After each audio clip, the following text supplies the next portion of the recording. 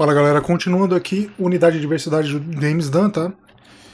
Referente ao capítulo Os Sacramentos, página 263, tá? Primeiro que ele vai fazer aqui algumas ponderações sobre o que seria a concordância ou discordância, ou seja, unidade e diversidade, dentro dos sacramentos, em especial batismo e também ceia pascal, tá? Ou o que seria a ceia, a Santa Ceia, designada então já na Idade Média. Só que a Santa Ceia enquanto critério para a inserção ou não inserção do cristão no rito e o que representava esse rito, a mesma coisa o batismo. Lembrando que a ideia de batismo, explicada pelo Joaquim Jeremias, e também do Pai Nosso, né, que enquanto oração iniciática, era de iniciação daquele que estaria na incredulidade, ou então naquele que estaria no velho espírito. Então, para que ele nasça, para que ele se faça nascer no novo espírito, ele passa pelo batismo, professando então o nome de Jesus Cristo. O que ele fala aqui na página 263? Batizado em Cristo não deve ser tomado como uma abreviação da fórmula completa. Qual fórmula? Aquela utilizada pelo apóstolo Paulo, Romanos, Coríntios. Tá? O último, batizado em nome de Cristo, né? Não deve ser tomado como uma abreviação da fórmula completa, batizado em nome de Cristo. O último é uma referência direta ao ato batismal. A fórmula grega em nome de significava por causa de, e fortalece a sugestão que o batismo era reconhecido como um feito de transferir um ato pelo qual o batizando passava a ser propriedade ou discípulo daquele nomeado. Daí que vem aquela discussão em 1 Coríntios, porque eu sou discípulo de Paulo, porque eu sou batizado em nome de Paulo, ou porque eu sou discípulo de Cristo, sou batizado em nome de Cristo. Então a discussão que ocorre em 1 Coríntios 1:12, né? 1:12, era justamente da designação de propriedade ou de discipulado. Então você estar batizado em nome de alguém era ser discípulo professado daquele a quem se dava o batismo. No caso aqui, o batizado em Cristo seria então o ato de professar o discipulado e a propriedade em Cristo. Essa é a ideia, portanto, inicial batismal. Mais à frente, contudo, dentro dessa ideia, você já deve ter imaginado, inclusive, aonde que entra aí o batismo de crianças, né? Ele fala aqui o seguinte: poucos comentários talvez sejam exigidos para o assunto do batismo de crianças. Isso é uma das ironias estabelecidas pela diversidade da teologia e prática cristã, que o principal meio de realizar a regeneração, por muitos séculos, tenha sido tão pouco sustentado no Novo Testamento, e não tem sido claramente melhorado nem mesmo dentro da amplitude e da diversidade da prática cristã no século II, pois se deve reconhecer que o batismo de crianças não pode encontrar nenhum apoio real na teologia do batismo, que qualquer escritor do Novo Testamento vem expor. E por mais que reconheçamos que a função primária do batismo durante as primeiras décadas do cristianismo era de servir como um meio de expressar a fé e o compromisso do iniciado, o menos justificado em termos de inícios cristãos parece ser a prática do batismo de crianças. Daí a ideia da cognição, né? A cognição da criança que faz a confissão de fé. Logo, inexiste o batismo de criança, pelo menos daquele descrito no Novo Testamento, porque você não fazia, às vezes, de confissão enquanto criança. Na verdade, a criança, provavelmente, confessando algo seria irrelevante, porque ela não teria o discernimento. Aqui depois ele entra numa discussão interessante, que é sobre a justificação indireta, que na verdade é aquela que fez o caminho, que trilhou o caminho até 1 Clemente, né, a carta de 1 Clemente, depois Inácio de Antioquia, etc., que era da solidariedade familiar. O que é isso? Que a criança de um pai crente, pela vantagem desse fato, permanece dentro do círculo da fé dos pais, a exemplo de 1 Coríntios 7,14. Ou seja, a criança permanece dentro do círculo do batizado, porque o pai foi batizado. Então a ideia de batizar a criança seria de mantê-la dentro dessa justificação da inserção familiar. No quê? Na fé. Na fé professada pelo pai. Nesse ponto ele continua aqui. A questão real é se o batismo cristão é a expressão apropriada desse status dentro da família da fé, ou se o batismo é o instrumento pelo qual as crianças de hoje são trazidas a Jesus e abençoados por ele. Depois ele faz a ideia dos batismos domésticos, e aqui ele entra na discussão, aquela velha discussão, de trazer o signo da circuncisão infantil à aliança, à nova aliança que passa pelo batismo. Então você faz essa transformação desse signo, imputando então a relevância da circuncisão à relevância do batismo. Daí que não haveria cristão sem batismo. Nesse ponto ele fala o quê?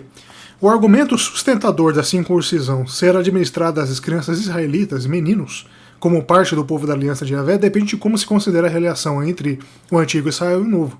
Como vimos, a nova aliança, equivalente à circuncisão da antiga aliança, é a circuncisão do coração, o dom do espírito e não o batismo. Então o James Dunn não considera como signo, como símbolo, como objeto de confirmação da salvação e, portanto, da nova aliança, o simples batismo. Porque, no caso aqui, ele considera os fenômenos da metanoia, né?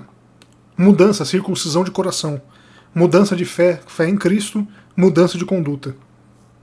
A fraqueza do argumento da solidariedade familiar, então, é a que explica o status da criança dentro do círculo da fé, sem necessariamente justificar o passo posterior que ela, portanto, de ser batizada, pois certamente esse status não depende do batismo, nem é bênção de Cristo.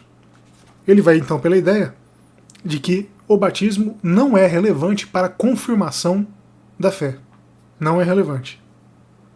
O batismo em Cristo, então, decorre dos frutos do Espírito, etc., etc., que seriam aqueles que são externados de forma clara, indubitável, e também de uma forma cognitiva, por que não, né? Já que a gente entra dentro da ideia de cognição, de entendimento daquilo que está sendo professado, já que um bebê recém-renascido não consegue professar coisa alguma, o batismo ele teria então um caráter mágico, um caráter então de imputação da salvação por procuração, algo que é debatido aí por outros escritores, a exemplo do Ape Sanders, tá? Depois ele passa a fazer uma análise da Santa Ceia, do que seria a Santa Ceia, já designada enquanto santa pela Igreja formada. Só que ele coloca aqui celebração da ceia do Senhor. Nesse tópico aqui, na página 274, ele fala sobre prováveis desenvolvimentos na celebração da ceia do Senhor. Desenvolvimentos subsequentes parecem ter transformado esse entendimento original de três maneiras. A refeição de companheirismo. A gente retorna então àquela ideia do Joaquim Jeremias, né? Você sentar-se à mesa de alguém e compartilhar o alimento dentro da cultura oriental trazia para si a ideia de redenção, perdão, comunhão. Então não era somente você sentar, comer e beber aquilo que o outro estava comendo, não. Era de fato um ato de aliança. Aqui ele continua, né? A refeição de companheirismo, onde a realidade sacramental recaía no ato da comunhão da mesa, foi aparentemente transformada em um ato ritual que estava mais aberto a uma interpretação mágica. Ele coloca aqui 1 Coríntios 10. O pão e o cálice parecem que tinham menos foco de toda a refeição e mais significado em si mesmos, separados da refeição, como mais significado anexado ao comer e ao beber de fato, fazer isto em memória de mim. Então a ideia do pão e vinho não era o mais relevante, e sim o ato de comer e beber. Pão e vinho são apenas nomenclatura de dois alimentos. Então hoje seria o quê? Qualquer alimento colocado à mesa e qualquer bebida colocada à mesa. Isto é, a realidade sacramental, continua ele aqui, provavelmente começou a focar mais sobre os elementos pão e vinho, naquilo que era consumido, do que sobre a refeição como tal. Então houve uma inversão na imagem do James Dunn. No correr dos séculos, né, principalmente, houve uma inversão. O ato de comer e beber foi substituído pelo o que você estava comendo e o que você estava bebendo. O que? Pão e vinho. Daí que depois a gente tem a mesma discussão da substituição do vinho a suco de uva entre os protestantes, que foi considerado entre os católicos um ato de transgressão do mandamento divino. Aqui ele continua, em particular, a ênfase mais antiga sobre a refeição como uma refeição de aliança, expressa especialmente no cálice comum, compartilhamento do cálice. Provavelmente começou a dar espaço para a ênfase fortalecedora sobre o elemento do vinho como um símbolo de sangue e sacrifício de Jesus. Daí que ele menciona também aquela ideia de beber o sangue enquanto ato literal era considerado abominação entre os judeus. Daí que a gente tem aquela discussão, que também foi trazida pelo Joaquim Jeremias, de que justamente para afastar o judaísmo houve a imputação da literalidade do sangue ao vinho, porque o judeu em si não tomaria desse vinho. porque era o sangue, algo abominável, um fluido. Ou seja, o desenvolvimento do pão e vinho literais, de carne e sangue, é um desenvolvimento puramente teológico. Teológico visando combater algo. A exemplo de todos os desenvolvimentos teológicos relevantes que nós temos visto estudando essas obras, né? Que fazem então às vezes de antagonismo a outro desenvolvimento, a exemplo do próprio docetismo. A ideia não. Jesus ascendeu aos céus. Ascendeu aos céus como? Em carne, em espírito? Se ele ascendeu aos céus em carne, então ele não é uma ideia. Repare aí que o embate ele é de longa data, né?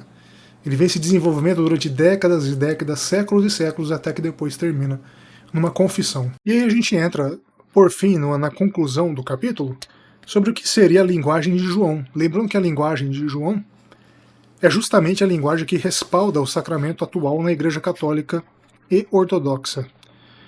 Primeiro, o João, usa a linguagem de comer, mastigar, beber como metáforas para crer em Jesus. A necessidade de crer em Jesus é a ênfase central da passagem inteira.